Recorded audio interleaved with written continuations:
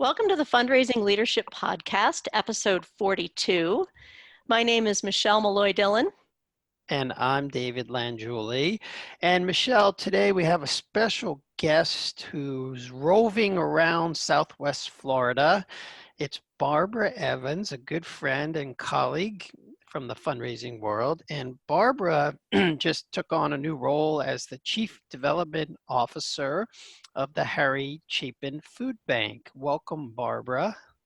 Thanks so much, David and Michelle. I'm excited to be with you today. Yeah. So, Barbara, you wrote an awesome article that was published on the Fundraising Leadership blog site, sort of bringing together two topics that are near and dear to your heart, parenting and leadership. It's an interesting combination, isn't it? It is. So we want to talk to you a little bit about that, like some ways that you find that you're able to bring these two realms together. Well, as I wrote in my article, it kind of happened naturally as I became a parent myself and started to realize that the management of a team had a lot of similar characteristics to that of being a parent. And so that's sort of how it kind of began to percolate within me. And so I started to recognize some of the functionalities, stewarding, not donors, but stewarding your team is a lot like stewarding your children. You're having to spend time with them, nurture them, develop them the same way that you do with your own kids, or you should be doing with your kids, in my humble opinion. And that's sort of how it kind of started to resonate with me. Well, I love that, Barbara, because there's a way that powerful teams, there's an awareness of the potential of each member on that team, right? And it's sort of fostering the strengths of each of those members and seeing that there's potential for them throughout the arc of their life, as in parenthood, right? We start with young children, but there's such potential, like they're going to go out into the world at some point and do their own thing or do something different. Totally. And what's really interesting, I'm in a very unique place right now because, as David mentioned, I'm just now starting in a new role. So I'm kind of walking in fresh, looking at my current team, trying to assess what are their strengths, what are their weaknesses, how can I build on that, how can I structure this department differently, much in the same way that I do with my kids. It's the start of a new school year. What sort of activities should I continue doing with them? What do we need to do differently? So it's a really interesting time that we're having this conversation, because for me personally and professionally, it's really on point. Yeah, it's very present for me as well, Barbara. We were just involved in a lengthy conversation with our younger daughter who just moved into the high school as a freshman, and looking at her strengths and her gifts and her weaknesses now, and which are very different from my older daughter who's just started as a freshman in college. And creating the environment for her, and I'm kind of bridging this over to leadership, where she can really thrive with the gifts that she has. Also to continue to challenge her.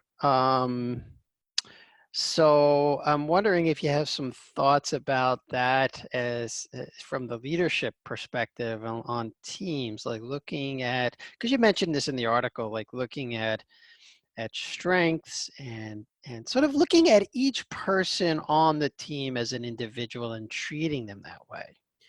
Oh, absolutely. I mean, you have to, when you're looking at your team, you have to look at each person, really get a sense of not only what are their strengths, what do they want to be doing, what do they want to be improving upon, because it's one thing, you might be strong at doing one function, but you hate doing it.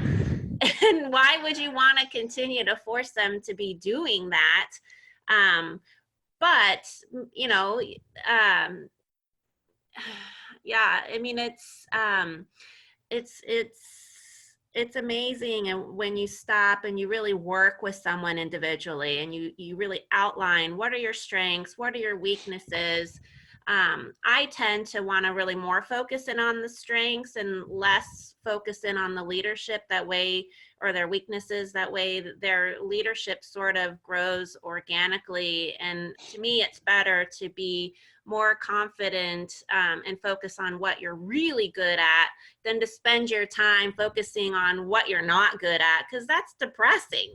Mm. And so when you create this culture of strengths, of empowerment, to me, it's very positive, very healthy. People want to be there. Just like at home, when you create a culture of building on your children's strengths versus harping on their negatives, it's a much happier home life. And there's such an aspect to this as a leader to really be able to listen in, right? To really be able to look at your team members and see their strengths, ask them what they think their strengths are, ask them about where they want to go, listen in, see how that plugs into the whole team and to the work that you're doing. And same with parenting, right? There's an Right. aspect to slowing down in order to speed up. Yeah, absolutely. I mean, I often say, in the fundraising world, you have to be listening to what the person is telling you, not what you want to hear, but what they are telling you. Because I feel like when you truly are listening to somebody and really helping them hone in on their strengths, that's what builds loyalty. That's what builds team. That's what builds excitement, continues to flourish with their passion. To me, those, when you're listening and hearing what's being said and not what you want to hear being said, it's a much better approach. Mm. Yeah, I like I like that. You also mentioned something about like something we talk a lot about in our leadership development work with nonprofit folks.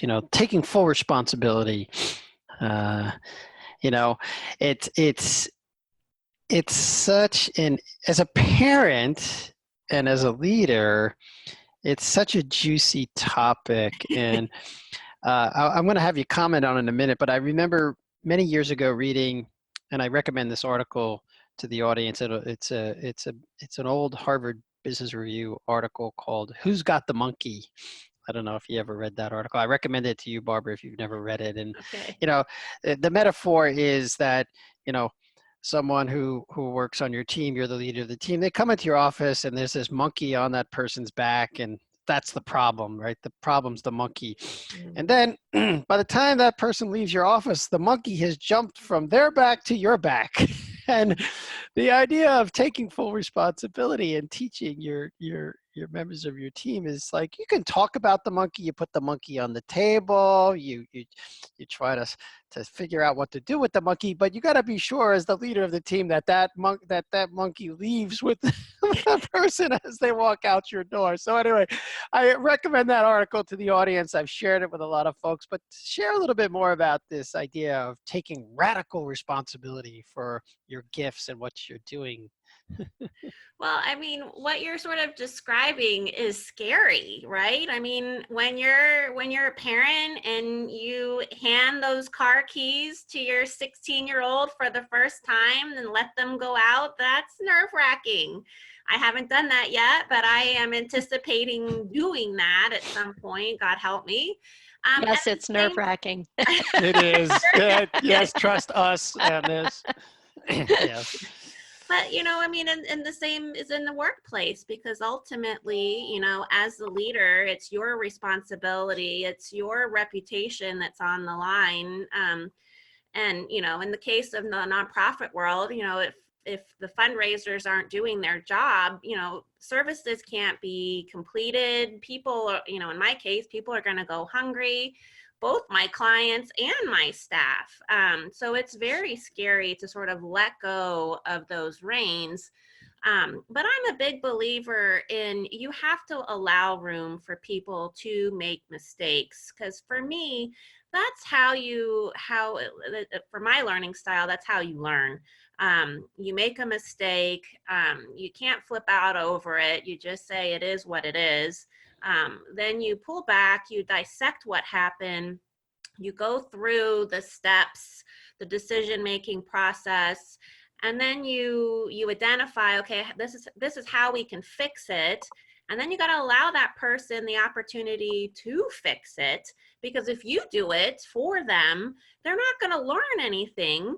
Just like if you do things for your kids, you can't always be driving them around. You're going to have to let them do it and realize that stuff's going to happen. But the more that you sit down and explain and work through with that person the why, the how, the everything, then to me you're more empowered. You better understand the situation or the learning opportunity, and most likely that mistake won't happen again. But when it does, or if it does, that's then when you, in my opinion, you rein back and say, okay, I'm going to have to fix this. And we're going to have to not have you do this particular task or area of responsibility until you've shown me that you're ready to take that back on again. I think you're pointing the audience in a direction where we want to give them something to try. That's what we do on the podcast. And so if you were to summarize it, this conversation about strengths and then taking some risk with allowing your staff to fail, what do you want to give the leaders in the audience? What do you want to ask them to try? Well, first of all, I think that everyone should take a deep breath. When you're about to do this exercise, I think it's important to create a space where risk-taking, calculated risk-taking can take place. I often, with my 4-year-old, when she was younger, actually with both of my kids, when it was time to get dressed, I would pre-select what they could wear. I would offer them 2 outfits. I could care less which one they wanted to wear, but I allowed them the opportunity to try something and to make their own decision. You can do that same sort of function in the workplace, where you allow your team in a quote unquote controlled environment, that it still allows them the opportunity to grow and to stretch. So you create this space that allows for development that's controlled, so that it's not a 100% risky. And that would be my recommendation. Then after you sort of set that stage and you allow that opportunity for growth, take a deep breath again and watch, because I think you might be surprised at the ability of your team. In the nonprofit world, most everybody is there working because they want to do good. They want to help. They want to be adding value to a team. And so when you provide that space, and you can do it in a controlled way that allows for that to continue to flourish, you might find yourself rather surprised with how that goes. Yeah, that's great. Barbara, I love there is that allowing space. There's that, there's that holding at the beginning of allowing them to take the risk and holding the space for them to do that together, to not together, but to do that, to complete their task, to know that they can do it as well. Yeah. Yeah. Well, it builds confidence, it builds encouragement, and then and as I said earlier, it builds loyalty. And it's a place where you want to be, not a place where you dread to be. And Yeah. to me, that's also indicative of strong leadership. And and it's a little uncomfortable for you as the leader to create that space, and it's uncomfortable for them to try new things, and that's where growth happens. So Right. we encourage the audience to create space for their teams to try new things and even have the F word, failure. And remember to take a deep breath Or as maybe well. a glass of wine. Oh, yes. Wow. I would have enjoyed that with you last night, Barbara, at our AFP meeting. Sorry you couldn't join us, but it's great to have you on the podcast. Thank you so much for writing the article and for encouraging our audience to steward their teams. Oh, well, Yes. thank you Thank you. both so much. The pleasure is definitely all mine. Absolutely. And I'd like to remind our audience to please subscribe to our podcast if you haven't already. You can find us on iTunes, Google Play, and Spotify. Now go put it into practice. Curiosity.